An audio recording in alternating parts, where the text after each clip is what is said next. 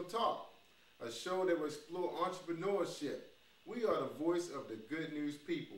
My job is to keep you motivated and keep your spirits high. Keep tuning in.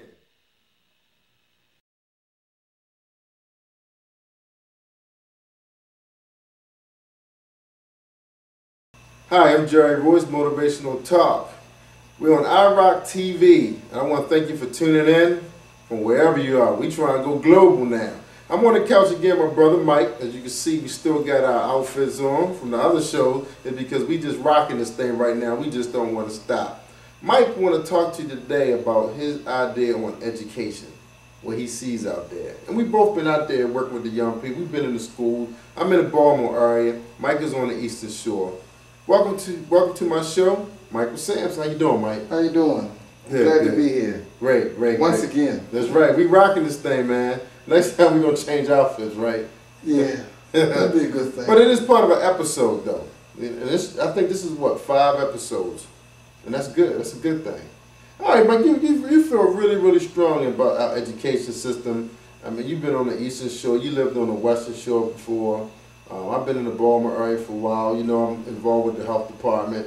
And I see a lot of things. Mike, what are you saying? What's going on? What's in your mind about the education I believe that the education system has to be dealt with in terms of how we view ourselves and how we expect to survive in the future. I believe we need an alternative education. I've mentored in the schools for a few years. Now, being a parent, I've gone in PTA meetings, I've been in workshops, and the education system can no longer survive during globalization. That's right. A lot of people want to know what globalization means. All it means is more competition in the workplace and in the world.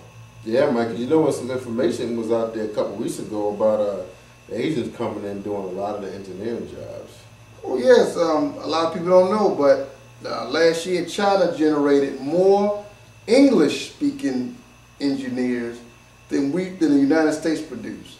Wow. And India produced more information technology students than we did. So otherwise they're coming over here, and what does that leave the American citizens? Yeah. Jobless. Yeah.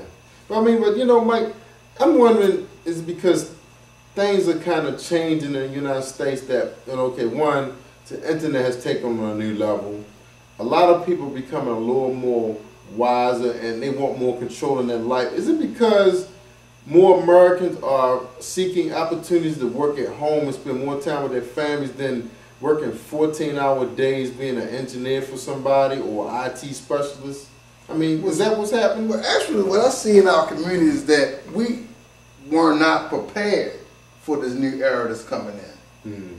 You know, we all were getting education, but we weren't getting the education to build or to grow. So now, during globalization with more competition, we haven't branched out with businesses that can employ our people. So otherwise, we're still competing in the workforce. That's why there was such an outcry a lot of times with in our community saying that we're competing with our Latino brothers and sisters, when really we're not really competing with them. We're just that we haven't gone to the next level in terms of being to employ our people. You know, so okay, let's back up a little bit. Okay, all right. What I see here in the Baltimore area is a lot of Latinos are coming in, doing a lot of the jobs like street construction. They're doing a lot of the constructions now, road construction, where you don't see as many brothers doing it anymore. And then I see them doing a lot of your landscaping type businesses. But I see black guys that own the companies that they work for, though. But what happened was in the schools, and I was in the schools mentoring when this was going on, is that they cut out the VOTEC programs in the schools. So where you once could get automotive training, or you once can get your cosmetology license or be an electrician or plumber, that was cut out. So you either was college oriented because you were book smart, or you went in the military. And of course, a lot of young people don't want to go in the military during this time that we're in now. Yeah, but I heard that recruitment was up. Yeah, during this period. but not in our community. No? No, it's not because a lot don't qualify. They have, you know, a lot of our young people are having low test scores, and a lot of young people got criminal records. Yeah, that's true. Right. They won't take them. Remember, they can't get a bad record. Yeah, but you know, backing up with going to the education system, they pulled the vocational programs out. I mean, what happened there? Was it? I mean, what determined? I mean, I know you probably haven't seen those stats and never had a chance to talk to somebody probably in higher education. But actually, I have seen the stats. Dad had it. Oh, so I mean, what was the reason why? Well, my question was, why did they pull vocational programs out of your high schools? I believe it was dealing with the budget. Like, think about it. When you're dealing with most of the decision makers, children are in VOTEC. They mainly gearing those children towards college. So the VOTEC went to those who, because everyone knows when you go to college, you got to have not only the grades, but you have to have a support system to pay while you're in school.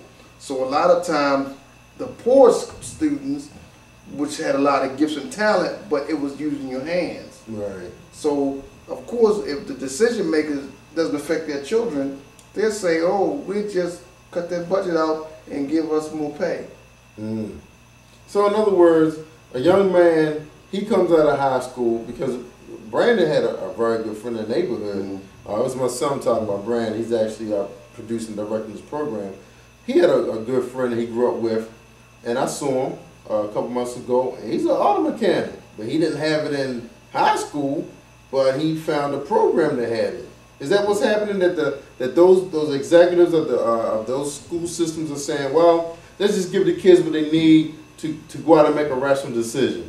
And that guy did. He found a way. But how many of all? See, he could have. A lot of times, I found out when I was mentoring, because when I was mentoring, most of the children didn't have a good support system. So they may not be able to make the same decisions as someone else. Or they may not have the same kind of guidance. Yeah. You know, so they kind of like get lost. Yeah.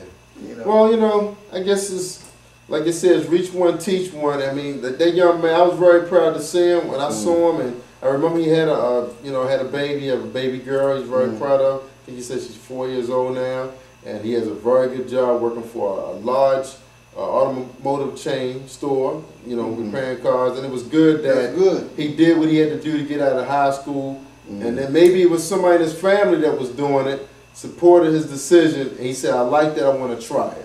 So that's the main thing we want to keep in mind, ladies and gentlemen, that everybody can't go into college, and some of us have been to college before, but it was a struggle. You know, sometimes you have to be really focused to do that.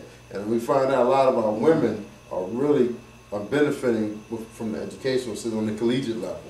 But some of the young guys don't want to go to college. They want to be an auto mechanic. They want to dig this. They want to put up buildings. Where can they go? I believe that sometimes you have to have something within, because like with us, we didn't go to no entrepreneurial institute or a business school. But how many people have a passion to go this long? Yeah.